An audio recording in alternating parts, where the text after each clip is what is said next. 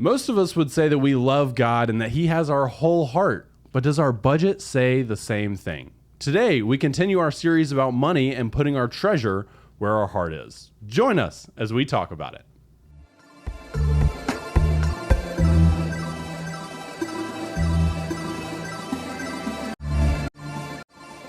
All right, welcome back to another episode of the Morning Manna Podcast. My name is Bryson, and today I'm joined by lead pastor Chris Fletcher. Oh, man. And hey, good to see you, Chris. I'm sorry. I thought I was supposed to... Never mind. No, you did a good job. Thank you for doing that. And then we're also joined by Pastor Jeff Christensen. Hey there, fella. Who just had a birthday recently. Sure. Happy birthday. Well, thanks, man. All right, Todd. Do you want to tell us what number it was? Yeah, let's hear it. What number was it? Should we take guesses? I am right at 3.5 years older than Chris. That's checkmate, sir. sneaky. Okay, good. Wow. All right. We're also joined by producer Todd. Today, I'm hosting because Nick has a little sore throat. So We just sailed right past that. I was like, all right, fine, I'm out. That's good. All right, Todd, what do you have for us today? All right, so this week we are in part 2 of our series, Principle of First. So this week we have part 2 of our reoccurring... Is there a reason he's so loud in our headphones? It really is. Like, That's what I oh said. my gosh. Yeah, Could that's a a producer fact. be any louder? Well, it is Todd. Yeah, but Oh, wow, he's trying. look, Bryson's not the most gentlemanly of gentlemen, but at the same time, he has the decency enough to not... Well, you make fun of people. Oh, I do, and yes. me pretty heavily. But you have the decency to not do it at 900,000 decibels. Yeah. And Todd's like an Wham. airplane He taking really wants to... shrieking. Hey, Yeah. I'm here Yeah. today, you know? Man. All Back right. to you, Todd. I'm Cool. sorry. I was just taking my direction from Bryson, being loud and more energetic, Wow, it has no integrity. Blames it on someone else. Dude, man. Oh, gosh. Guys, this is going really well. I'm super excited to be here. So anyway, part 2 of our reoccurring Icebreaker, where I'm going to ask... You guys are terrible. Ask you about a first We love you, Todd. experience. Yeah, sure. So today I want to hear about your first big purchase. Ooh. So I'm talking like something along the lines of over $1,000, something where that money left your bank account. Oh, man. And your stomach just sank, and you had some maybe buyer's remorse or Yeah, our something. first big purchase was Jaden.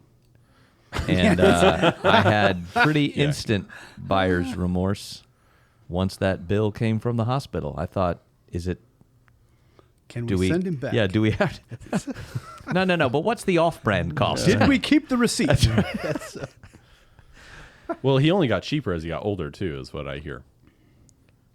I'm kidding. Yeah. Okay, got it. Just No. relax. Okay. No, I was thinking of how little trouble I could get in by responding to that as full-throated as Yeah. I wanted to. Yeah. And then I just decided to drop it altogether. Yeah, it's probably... Yeah, kids get cheaper.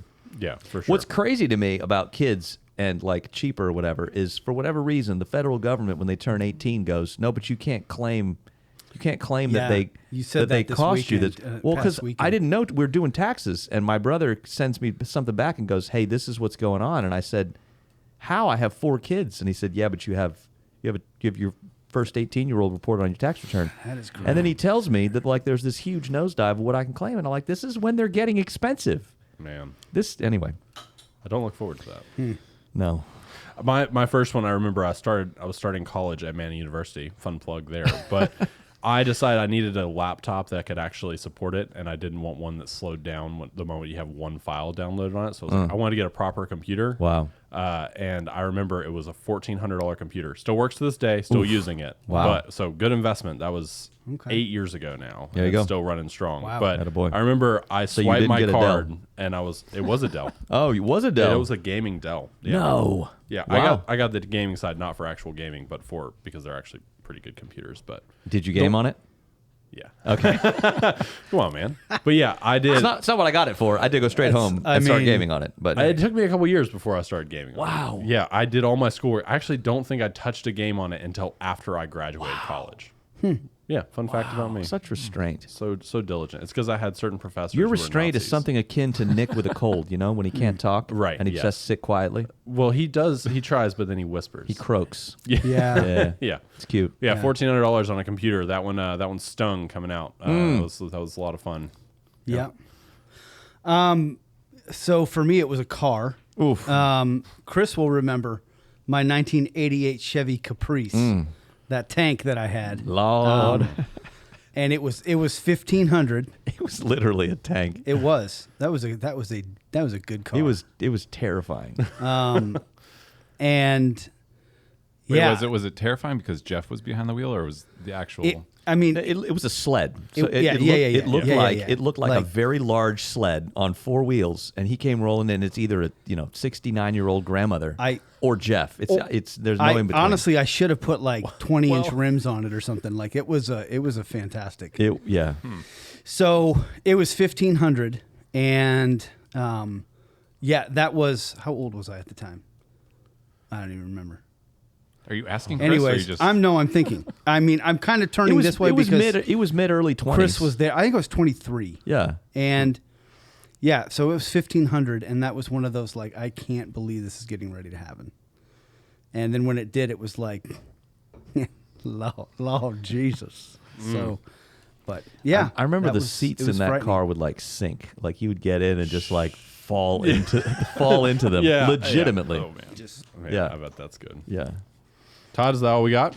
That is all I got. Todd. Or all I have. What? You answer the question. Oh, geez. I wasn't prepared to do that. That's why I want to ask it. No, I think it wasn't necessarily a one-time purchase. So I actually bought my first car, or started buying my first car when I was 17. And so once it wasn't necessarily $1,000 that came out of my bank account, but once the car payment started coming out of my bank account every single month, that hurt. Yeah. I was like, I'm in this for the long haul. So yeah, committed. There you go. So all right, good. guys, that's all I have at this point. So see you guys at the end for a Manna Mailbag for another spicy one. I'm super pumped for today. So here we go. Great. Speaking of Manna Mailbag, we have an... Nah. Dang, man. He really got me. I thought he had forgotten. I was wondering why he had his hand over the button and didn't do it when he said it. I wonder what he was waiting on, but I get it now. We have an AMA episode. We did this at the end of last year where we compiled all of your questions and then devoted an entire episode to answering them. Was he on AMA?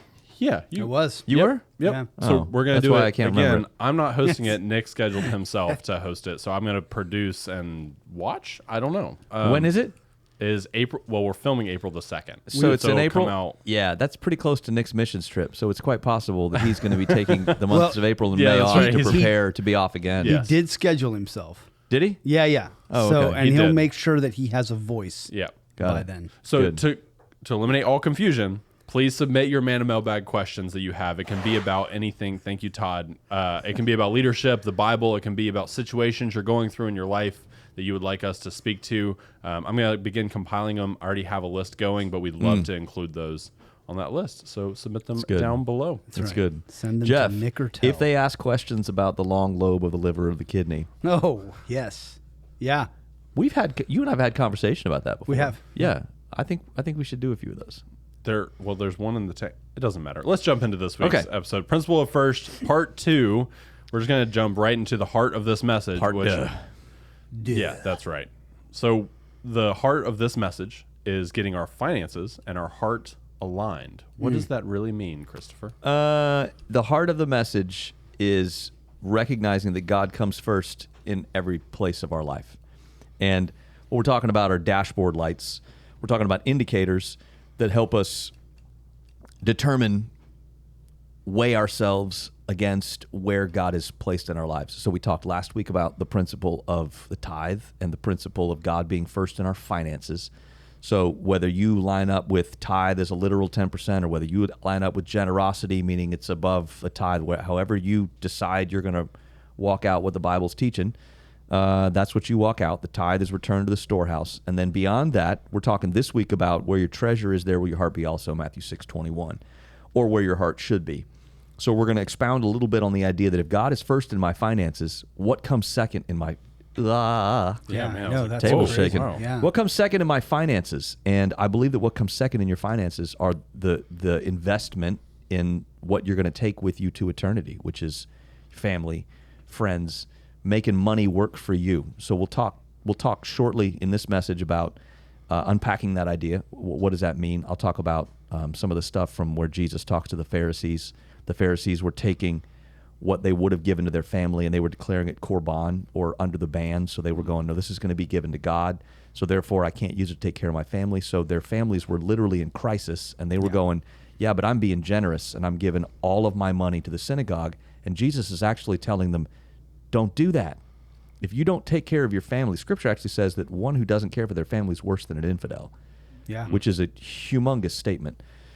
So this second message is just reiterating the point I made last week, which is there's an order of your finances. There is a percent that belongs to the local church you call home, and then the rest of it, you need to make sure that you're taking care of your family and your friends. And at the same time, you need to spend guilt-free from that. So we're going to talk about some money concepts that the Bible references about how to unhitch yourself from working for money as opposed to your money working for you. Yeah, when I'm it really, any of this conversation doesn't, we need to kind of iron out some details as we're entering into this conversation. And that's a really big piece of it, of friends and family being that piece. When I read that, I'm challenged a little bit, because that's something I'm learning in the past couple years of okay, generosity looks like the immediate people that are around me, or even just handing it over. That's something that I've been learning, but I want to know, what does that actually look like? How do you round that? If your church giving record says you're generous and every one of your children says you're not, that's a problem. Yeah. I'm not going to lift the burden of God being first in your finances. I can't lift the burden of tithe or some sort of returning of something to the storehouse. Clearly, there's no biblical basis for that. Yeah. But beyond that, you can't live a life of generosity with people you've never met. Boy, the Red Cross says that you are amazing at giving, but your kids say, he's not taking care of the essentials. Or, your spouse doesn't say, I'm with somebody who's generous to me. That's a challenge. Right. That, I think, still deals with the stewarding. Is your money working for you, or are you working for it? Because if I can give it someplace so that I go, well, now God's happy with me ethically, and he loves me, treats me good, but then I neglect my family, my friends. They think I'm a miser with money. Have I actually done what the Lord said to do with it? Yeah. Yeah, I don't know. Jeff, I'm curious to hear your thoughts on this. Mine weren't good enough. Can you add some, please, Jeff? Well, I wholeheartedly agree with what Chris said. Great. Next question. All that has said is what needs to be said. I wholeheartedly agree with what Chris said. And I have friends in my life who are who embarrass me in regard to generosity with those that they call their friends, and they do the same thing with their family members. But so, I mean, I've seen examples of generosity that way, but really what it is for the people that you love, I mean, I think that's the biggest test. Is it's so easy to just kind of shirk on things at home sometimes, right? So what is it that your wife and kids, are you looking at my headphones as they continue to just slip off? I'm worrying about the geometry the entire time, and I am just... It's going to smush your cute haircut. It is, and I don't like that. But don't worry. We'll get hair and makeup to help you as soon as we're done. Samuel. Okay. Yeah. Samuel. Yeah. So it's easy to shirk on things at home, but not just so it goes beyond. It is essentials. Yeah. Am I taking care of providing for needs? Absolutely that. But it's also beyond that. Like, am I making room in some way, shape, or form? Yeah. For there to be fun, for there to be something in the way of extra. Yeah. And that doesn't have to be, that doesn't have to be something really super big all the time. Yeah. But even in little ways, am I making room for there's something to be extra so that my family, they're looking forward to that, and they trust that I have their best in mind and heart, and my finances show that. That is exactly, that's the friction point that I have found, which is hey, do I give more money to the Reach Out celebration? Which when I hear things like, AIM, the things that they're doing to work against human trafficking, I hear all of these great causes. I'm like, okay, my rock giving goes directly to that. And it almost feels, I feel the guilt in my own mind of oh, should I give less to that so I can do something fun with someone else? Like make a memory is that regard, or take my wife on a date or whatever. And I'll get to you real fast. But that's the thing. Seems that like the host is doing a lot of talking. It does indeed. So I'm asking you to help me in my imagine that. I'm asking you to help me publicly. So different than having Nick, who's always telling me what to do. Yeah. Has all the answers. Yeah, good. Yeah. So what would you say to that? Because I imagine I'm not the only one. I'm in the same camp. I've lived everything that you're talking about. And there are seasons where the Lord's going to speak to you, and he's going to speak to her. And there are seasons where he's going to speak to her, and you're going to listen. And there's seasons where he's going to speak to you, and you're going to submit to her, and she's going to go, not entirely there. It's a balance. Yep. The thing of the Lord being first in my life is there are moments where, my wife and I have walked through some challenging loss, some difficult pain. We've walked through some challenges with our kids, some difficulty with them, and some seasons in their life where you didn't realize it was coming. So there are moments where it doesn't make a lot of sense why you'd pray and go, well, we gave this last year, so what does the Lord want us to give this year? And my wife and I build into our plan, groceries specifically and eating out. We build into our plan paying for other people. So that's just part of we build that into the margin because we know that we're going to have some form of impulse, and we're going to follow the Lord's direction and leading. Yeah. But there are moments where saving for a rainy day, people think that only means your refrigerator breaks. Mm-hmm. Sometimes you're putting money aside for a thing, or you're heading after something that's like, I'm not entirely sure what to do with that yet. And there are times where the Lord said, you need to give that away. And if he's telling you to do that, he's testing you, do it, obey him.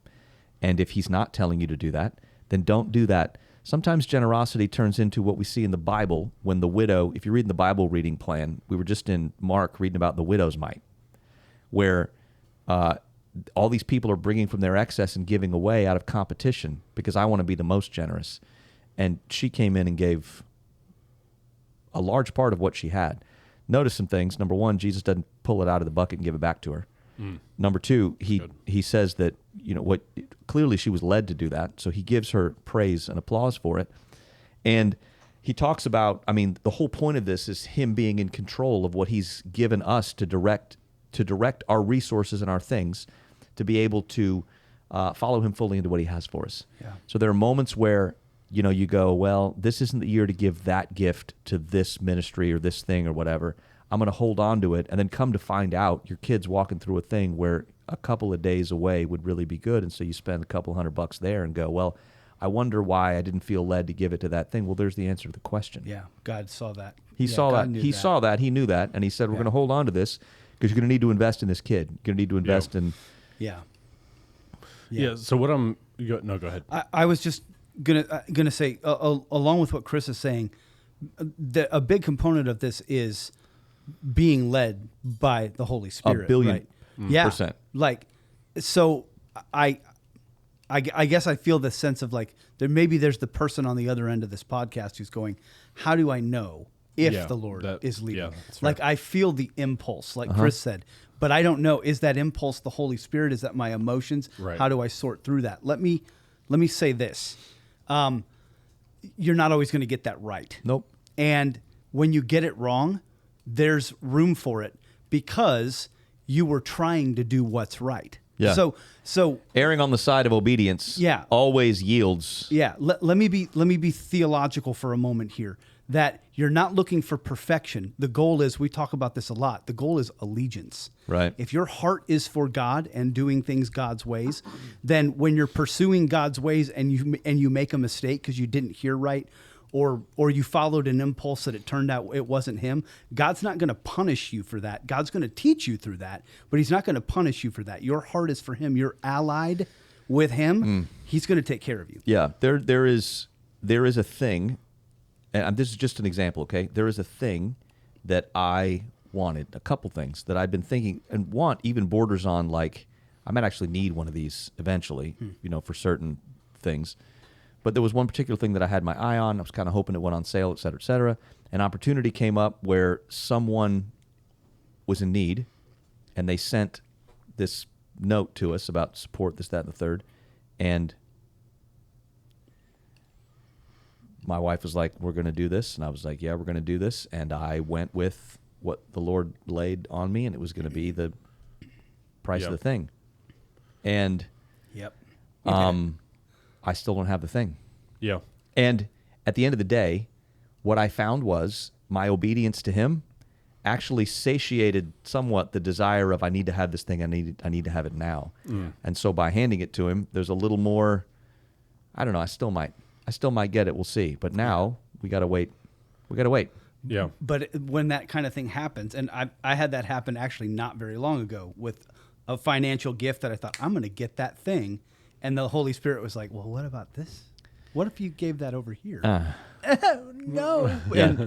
But what it makes you do is it really makes you also think through, do I really need the thing right now? Oh, yeah. Like, if I put that here, I'm going to be okay. Oh, yeah. And Oh, yeah. Yeah, and I think you guys that was one question I was concerned about when we're talking about this is like on the day-to-day, if we're really not serving money, we're making it serve us. How do you evaluate those smaller decisions of between a want that I have and all that, which you guys answer pretty well. You know Yeah. what? I always lean on the generous impulse. I got a rebate on got a brand new credit card because it came with miles, etc. I got a rebate thing because of a thing, so I had this credit, and we were out with some kids, and my wife was like, we're getting ice cream, and I thought,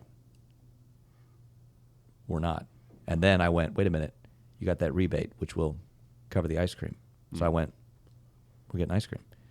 I mean, I hadn't even thought at that point what to do with it or not. Like at the end of the day, the thing about caring for people around you and the thing about the resources that you've got is a lot of times we look at stuff and we hold on to it because we're clinging so closely to it because we need it if. Yep. We need it what if. Well, look, if God is my provision and my source, then of course I need savings. Of course I need to have a rainy day fund. Of course I need some kind of thing sitting there in reserve so that I can cover something if something were to happen. But man, we cling to it and we serve it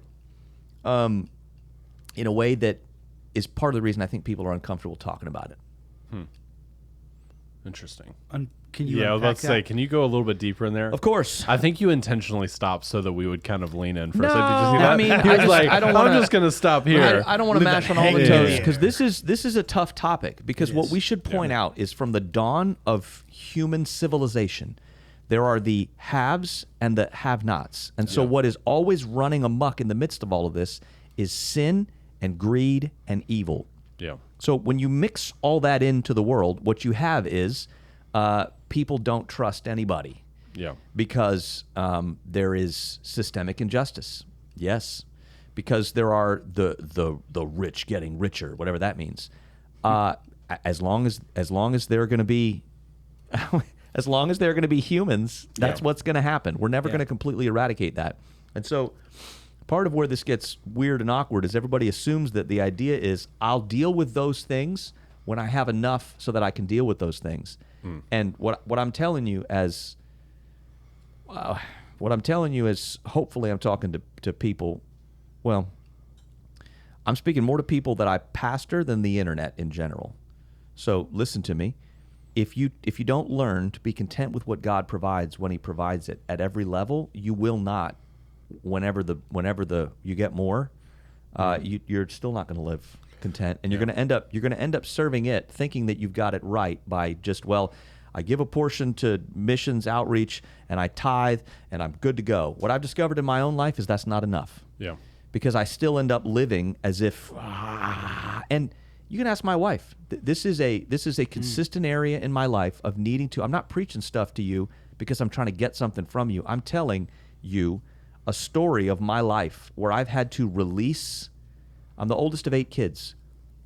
I grew up in a family that qualified for all manner of governmental assistance. I grew up in a hand-me-down. That's just how I grew up. Yeah. And so my relation to money is different than other people's relation to money in the sense that it hurts because I feel like I need to have some control to be safe. That's where that statement came from. Yeah. It's from my own life. And so one of the places where I have had to die to myself and learn to trust God is in the area of finances. Because I find far too often me going, no, hold on, Lord, before you tell me what to do with it, I'm just gonna, and I've got to learn to live content, or it doesn't matter. Yeah. It doesn't matter. Yeah. The size of the gift, you're gonna go, And do you find too that's a less, it's not a one and done lesson. Like it's something you continually have to you just keep putting it down. Yeah.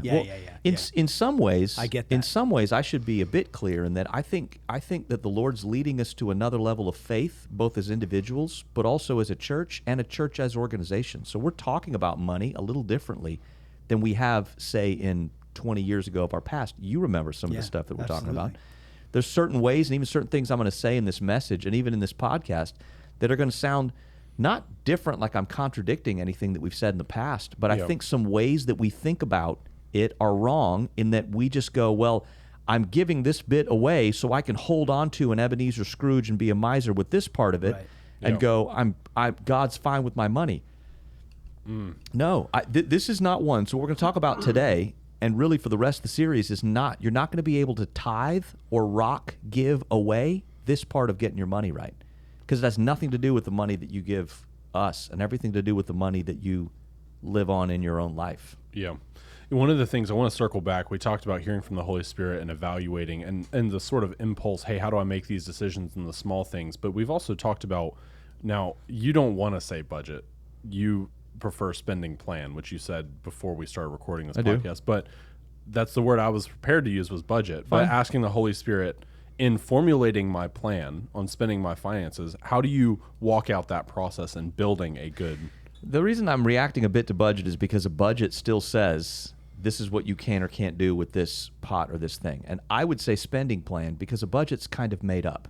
So at the end of the day, if, somebody takes us out to dinner and we don't have to dip into the budget for that, then I've got budgeted money that was there that if we have to go grocery shop because we're going to have some people over and we didn't budget for having people over and we got to spend, I can just grab and drag from there. It's about you telling your money what you're going to do. So what I'm saying, I'm building a spending plan because at the end of the day, except for taking the stuff, well, I'm getting too into the details. You want me to go into the details now?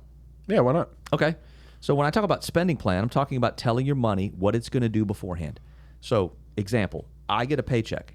I tell my money, this is the 10%, this is the tithe. I do that first thing I do when I get money. The second thing that I do is I take the money that I have put in a spending plan to spend on my savings. I put it in savings, and I have automated retirement, other sort of things so that it comes out so I don't even live on that.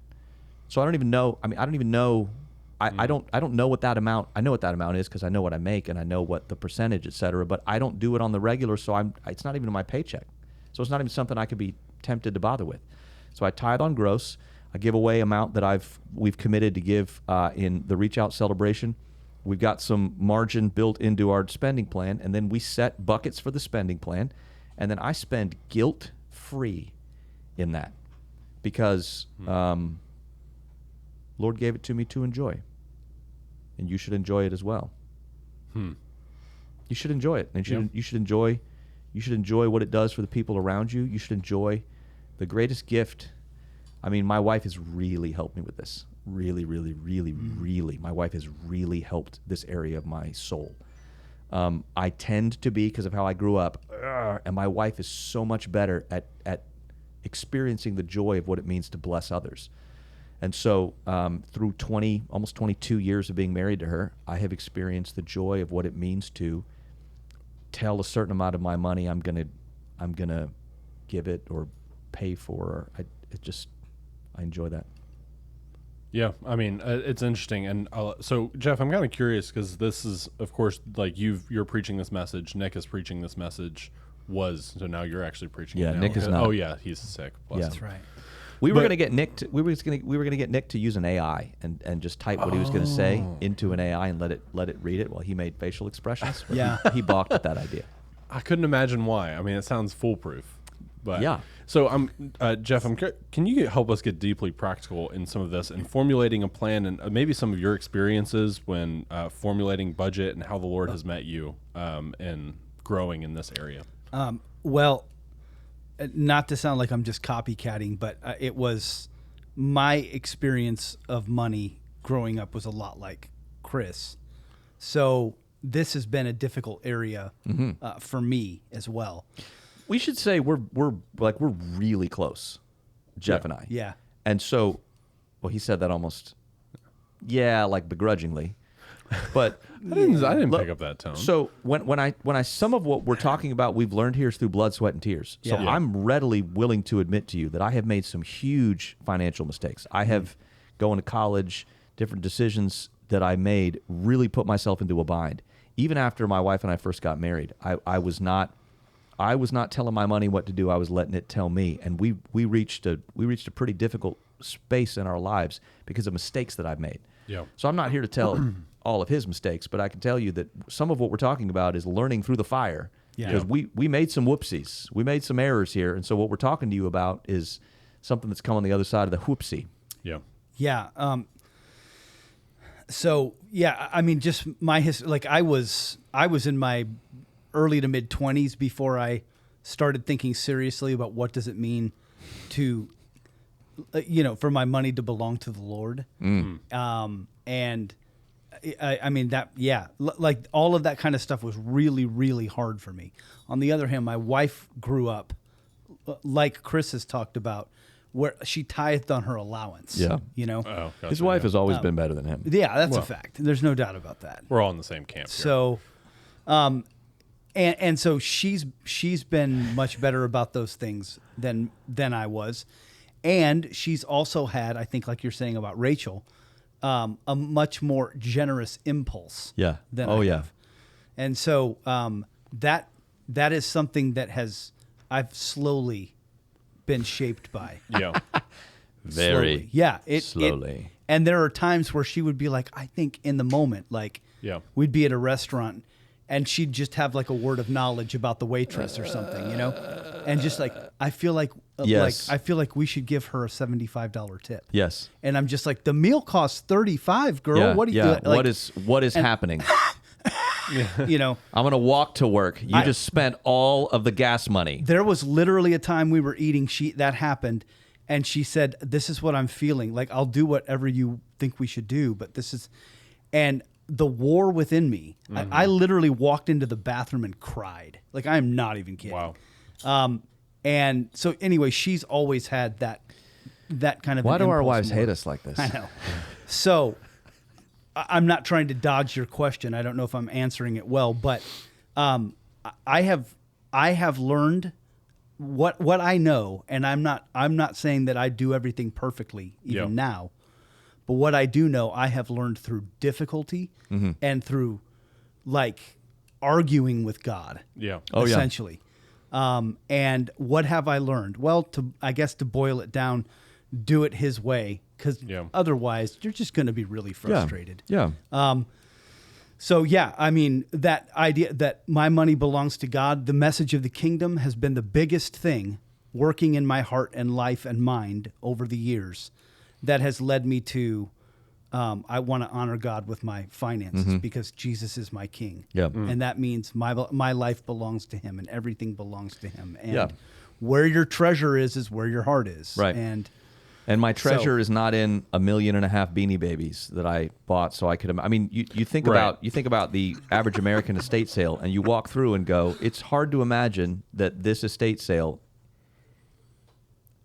We don't know any of those people, so I'm not necessarily criticizing. I am saying, if somebody walked through my home today, would they be able to look around and go, Boy, that's an interesting would they be able to look around, and would my treatment of the resources that God gave me back up that I love my family at the same time that I love God, and God comes first, but my family clearly comes second? I'd never thought about that. Like if there was an estate sale on my stuff right now, what would the people who attended think about me? That is really interesting. Don't judge me, but we are Man. we like the estate sales because I've been working on putting a gym together in my garage, and to date there is not a piece of anything workout in there that didn't come via estate sale or yard sale, because you make a killing at those things. Yeah.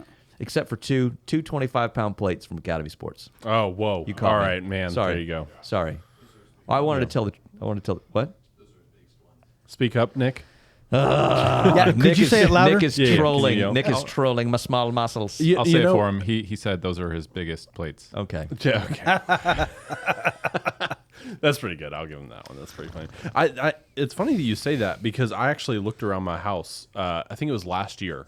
We were experiencing some financial. It was a strain. I was still learning some of the stuff, and I looked around and I just realized that almost every single thing in my house had been given to me in some way, shape, or form. Yeah. Every major. I remember blessing, those early years of marriage. Yeah, being like, and I realized even though an estate sale would not say it, I can say that this is proof that God has provided for me in incredible ways because I just said, you know what, I trust him with what I have, and because of that. Well, and even now, most of my furniture came through Facebook Marketplace. Right? Yeah. Like to be honest with you, like good stuff. Well, when you have kids, that's just good planning. Wow. You know. Yeah. Sorry. Let me say this too. You said you were talking about going through financial strain, and I hadn't learned a lot of these things yet. Let me also say that when you learn these things and implement these things, you're still going to go through financial strain. Oh yeah, it's still going to happen.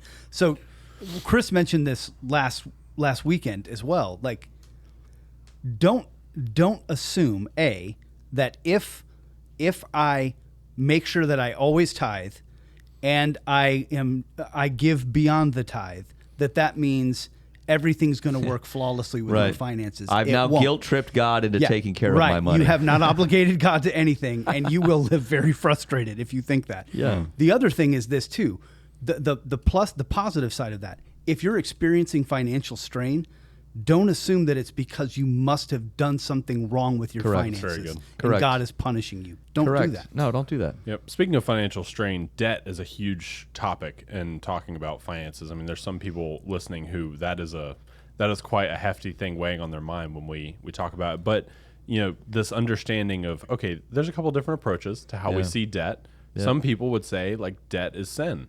Would you agree with that statement or disagree with that statement? I would disagree with it. Yeah. Yeah. Tell me why. I grew up in the Bible says the borrower's servant to the lender.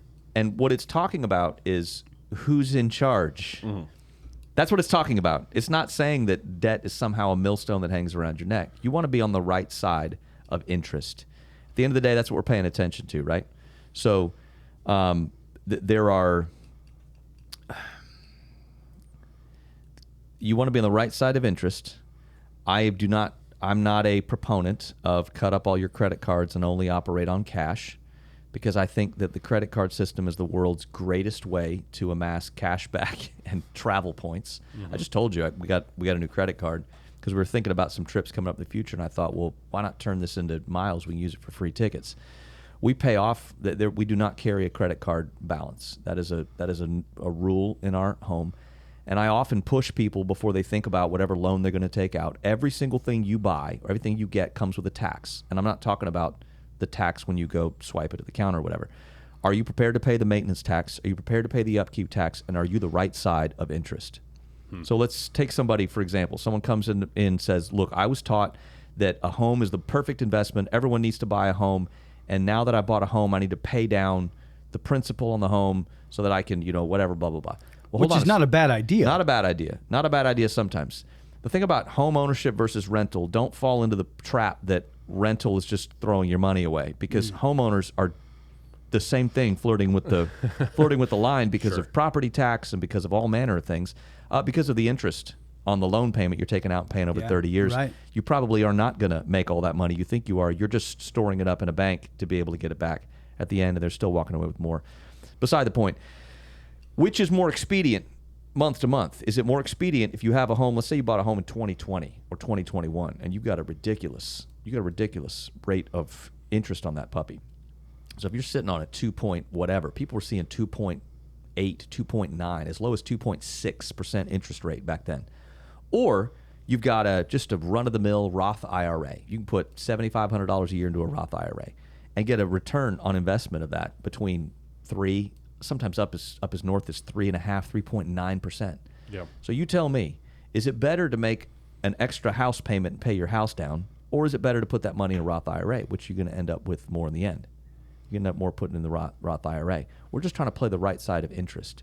Most of the time, people look at all debt as bad. No, not all debt is bad. Right. If I can make money work for me. Again, what we're interested in is not being a slave to debt. We're interested in everything that I do with my money working for me. I want to tell my money, you are a tool that God has put in my tool belt so that I can pursue his call on my life, and I want you to work for me. We would never go to Lowe's and buy a really fancy drill and then just hold on to it and save it and stare at it and go, man, isn't that nice? And fight people that came over to mess with it. Go, no, don't touch my drill. Just look at it. We would use that thing because it's a tool in our tool belt.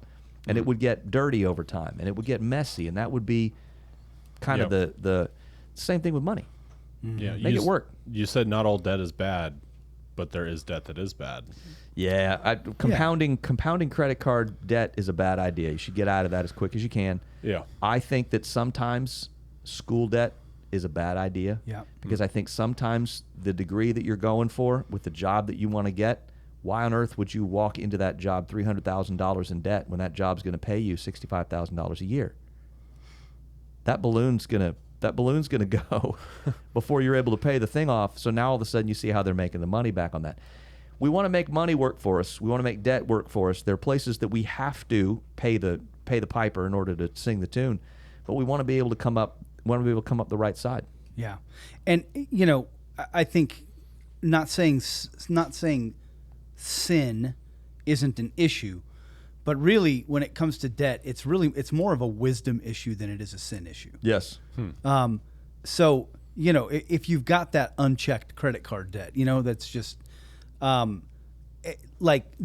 we attach so much shame to things like debt, and my thought would be like, stop thinking of it as like I'm such a filthy sinner, and more as, let me just approach this the right way and get some things paid down. God's not angry at you. Like, it's just something that has to be worked. Yeah, if you find yourself shackled under it, then what you do is you start snowballing out of it. Yeah. So you just find the smallest balance and pay it off and move on to the next thing. And you start making your money work for you. No matter how much debt you're in right now, you can start making your money work for you tomorrow. Yeah. If you will decide, look, I need to live within my means.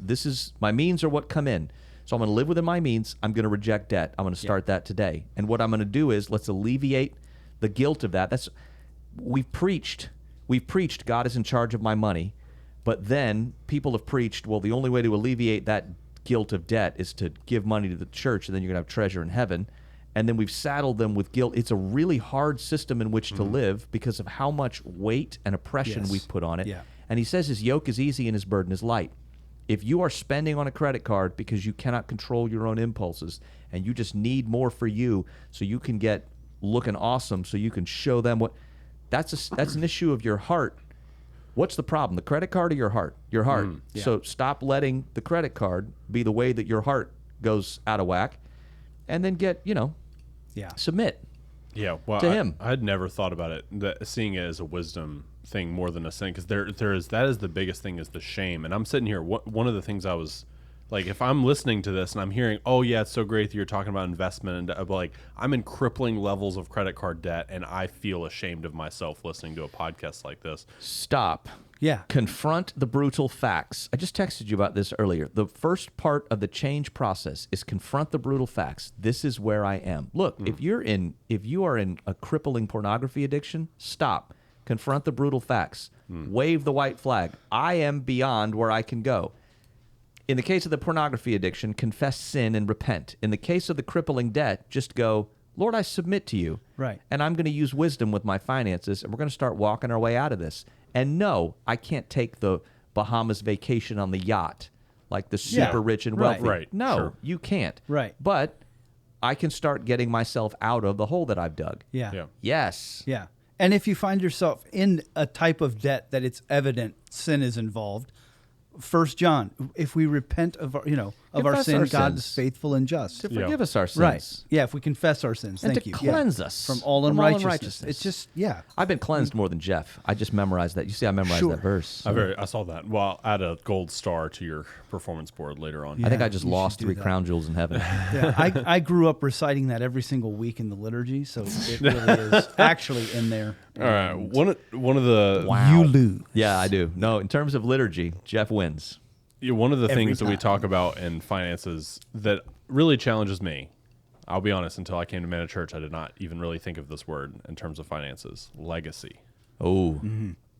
So Proverbs 13:22, you mentioned that verse.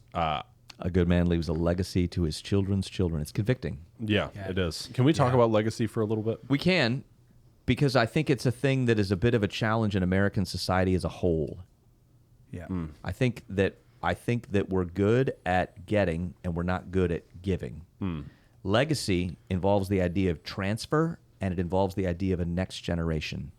And if you just look across the widespread American landscape, and I'm not here to comment on the wideness of the American landscape necessarily, but we do generational transfer, at least recently, not as well as we have in the past. So the idea that I've got and I'm not going to let go, just look at the median average age of really anything these days. It keeps going higher, which means that there's not a transfer, which means that what we do is we get and we hold on.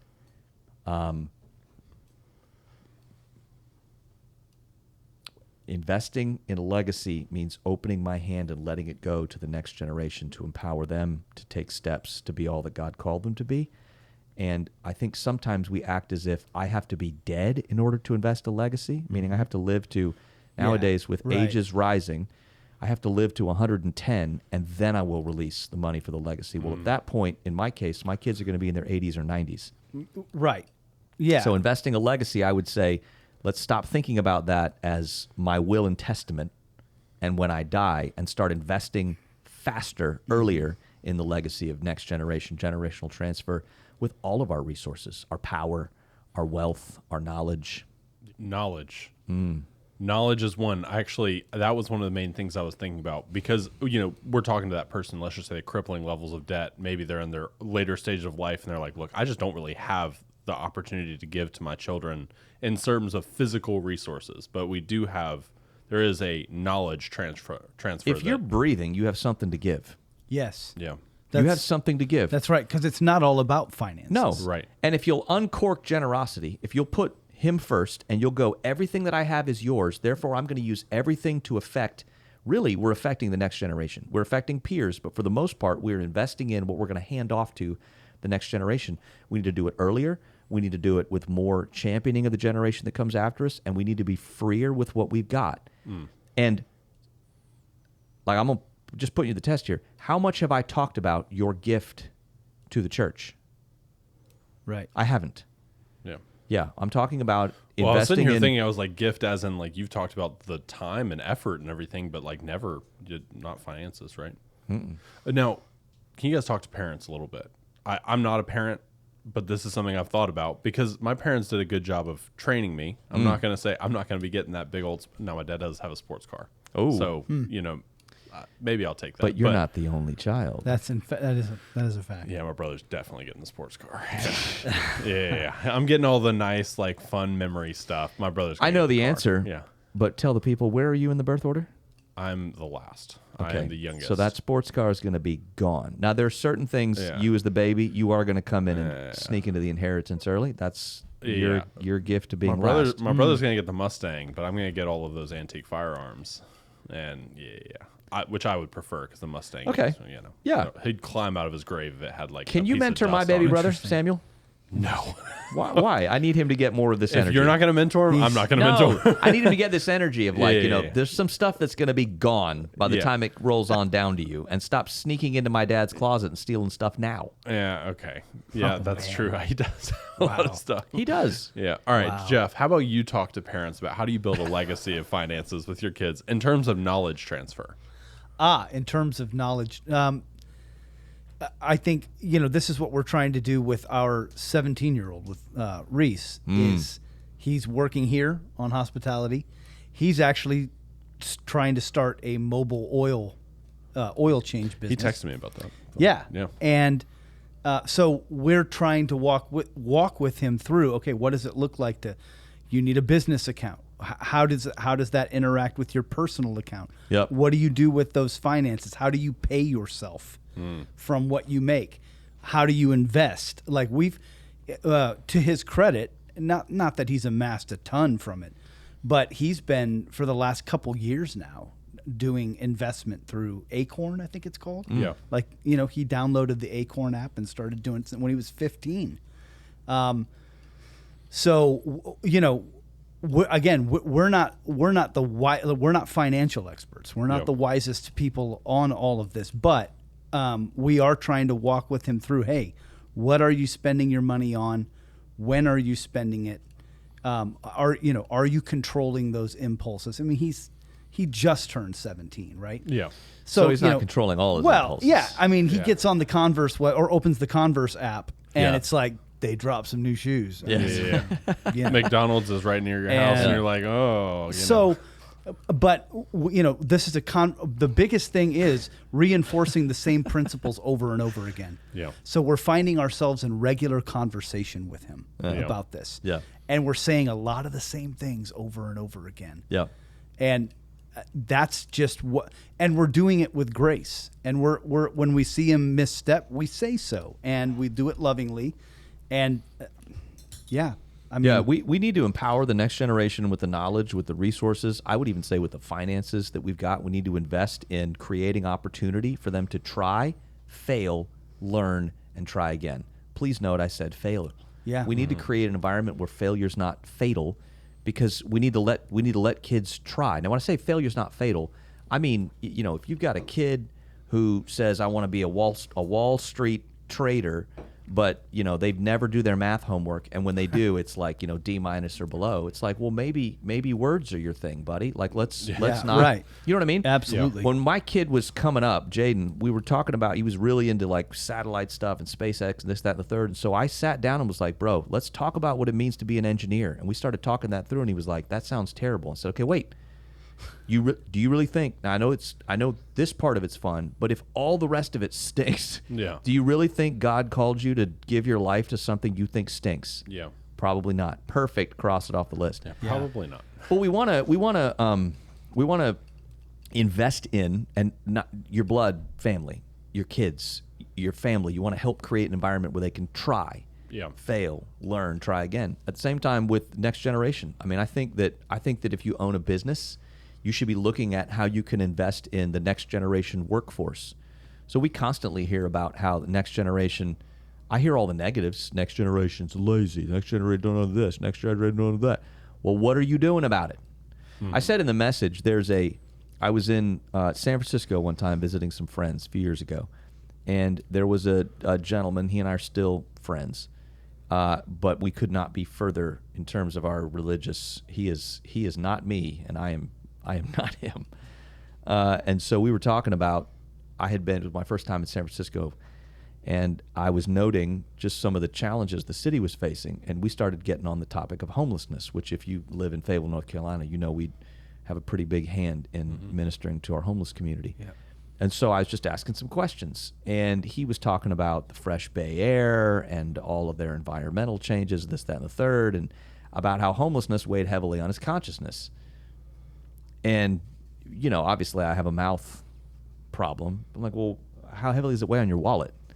Like, I mean, I hear all those words, right? But instead of just lumping on to what everybody knows is already going on, what are we doing to address the problem? So if you own a business, or if you own a restaurant, and you go, I have an issue with next gen and how they this, that, and the third, great. Hire some of them, teach them how not to, and then send them out into the rest of the workforce. Yeah. If we'll grab hold of the idea of world change. Now, I believe that the gospel is the center of all the stuff that we're talking about, right? I believe the gospel changes people's lives. Yeah. But in addition to the gospel changing people's lives, we then need to help people with their toolkit. That's what we're talking about right now. Yeah. We're not talking about, debt is not a salvific issue, but debt is a toolkit issue. And if I want to equip, that's the job of the local church, equip God's people to change their world. If I want to equip people with the tools in their tool belt to walk out the mission on the planet, then I need to be prepared to roll my sleeves up and go, I'm going to get down and dirty with a few of these folk and help them with this issue or deal with that, or hire folk and go, we're going to deal with this issue in your life, and be a part of the solution, as opposed to simply hopping on social media and helping everyone with what's wrong. Yeah. All right, well, I'm excited about the future of where we're going the next 2 weeks after this, but I'm going to end on some speed questions. So quick answers. Quick answers. All right. What is one of the main things you see people wasting their money on? Jeff. Oh, wow. I wish more people would waste their money on Jeff. I'm kidding. Fast food. Preach. Yeah, like just. Well, everyone knows my Taco Bell obsession. That was in the back of my mind. Wow, That's right. He's legitimately throwing shame my direction. Yeah. What's your actual answer? Stuff. The unbridled pursuit of stuff. Yeah. Most people's houses. I'm not an efficiency expert. I do have a master's that dabbles in organizational leadership. Yeah. Not that I'm lauding my own achievements. It's just more than Jeff has. Really? Please don't. Would you like to talk about Short my answers. master's degree? Most people have an obsession with stuff. Mm-hmm. A lot of people, if you just went through and said, "Why do you have that?" they wouldn't necessarily know. It was an impulse. Yep. I think most people waste most of their money on impulse. All right, next question. What are some resources or tools that you'd recommend for someone starting to budget? I don't love the full.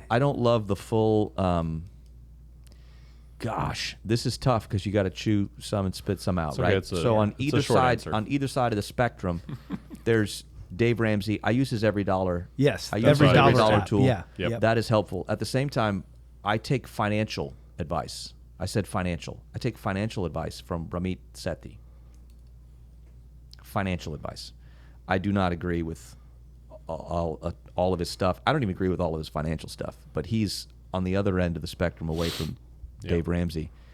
He's a pretty wise cat. He's not a believer, so you're going to hear some dirty words. But if you're in the Army, you heard him already. Yeah. Jeff, what tools would you recommend? Yeah, I was going to say Every Dollar app as well. It's practical.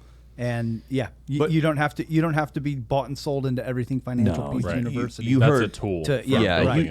You heard what I said today about like if I'm going to disagree in terms of actually getting into the spending plan, that's a Ramit Sethi more than it's Dave Ramsey. But the Every Dollar tool, that's Dave Ramsey. That's more helpful than some of Ramit Sethi's lack of a tool. But I just take the two of them, put them together. Yeah. All right, which is harder, saving money or being generous? It depends on who you are and how you're wired, I think. For you, which is harder? It's always harder. It's always harder to save money. Huh? I would disagree. I think it's always hard. It's amassing a stockpile of money is harder than it dwindling slowly. Yeah, and amassing a volume of money is always harder than spending $20 on your friend. Yep. Or you're buying your daughter a pair of shoes or something. But believe it or not, the more that you get better at the being freer with the little pieces of it, you will detach yourself from the love of it that will allow you to amass it in a way that almost you just set it and forget it. It's an interesting connection. Yeah. Yep. All right, last question. Can I have $20? Yes. Perfect. All right, I bought we'll see my daughter this. shoes. Good. All right, thank you guys for all of that. We're going to end this whole thing with a Manna Mailbag. Todd, take it away.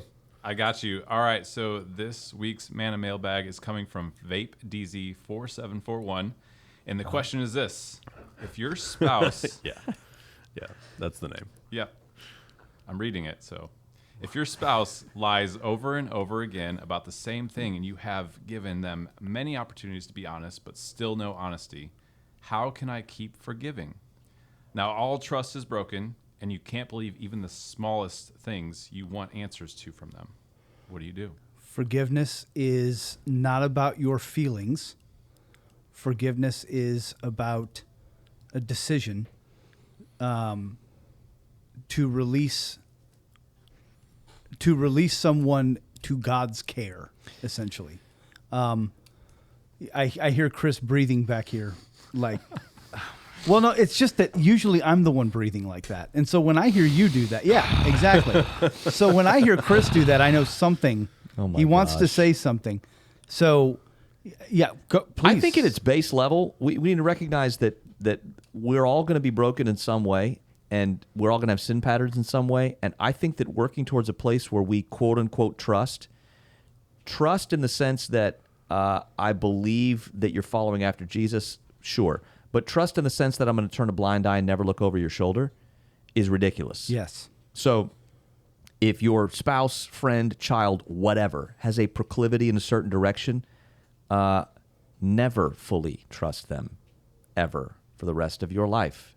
Trust has nothing to do with forgiveness. And at the same time, I wonder sometimes if I were to pull that person alone in a room and say to them it as bluntly as the question was asked, which I think was good. Have you been that blunt with them?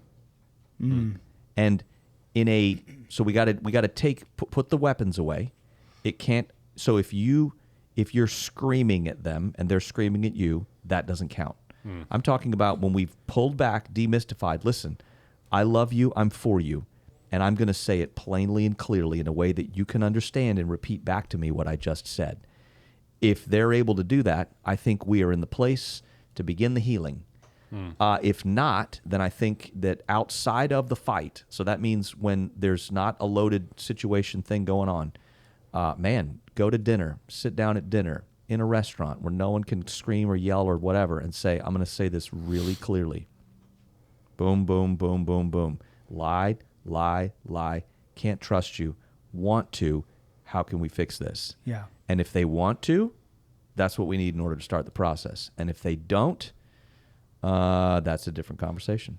But all of that is also detached from the issue of forgiveness. Of course. Your heart before God is a different issue.